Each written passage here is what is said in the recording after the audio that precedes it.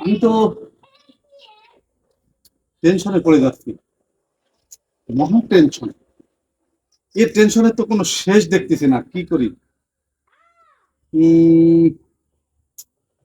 বিষয়টা হলো কি, যে আমার হাতে সারা পৃথিবীর ক্ষমতা, সারা পৃথিবীর বাদশা আমি।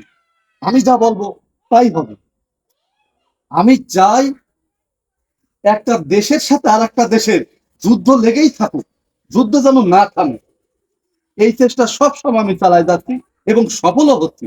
এটা হরদম চলতেছে। আবার কি করতেছি, একটা দেশের মধ্যে গন্ডগোল লাগাই দিচ্ছি। অর্থাৎ যদি আপনারা শয়তানের খালাতো ভাই, মামাতো ভাই এরকম মনে করেন, করতে পারেন, কিন্তু এর দায়িত্বটা কিন্তু আমি নিয়ে নিছি। বলা যায় শয়তান কিন্তু এক প্রকার অবসর নিয়ে চলে গেছে, আমাকে বলে গেছে আপনি দায়িত্বটা নেন। আমি কিন্তু চালাই যাচ্ছি। মুশকিল হলো, ফেরেশতার মতো কিছু ভালো মানুষ আছে, এই লোকগুলোই যত নষ্টের কারণ।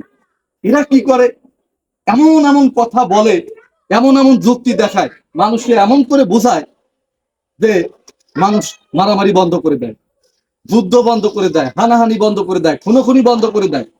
তাহলে চলবে কি করে?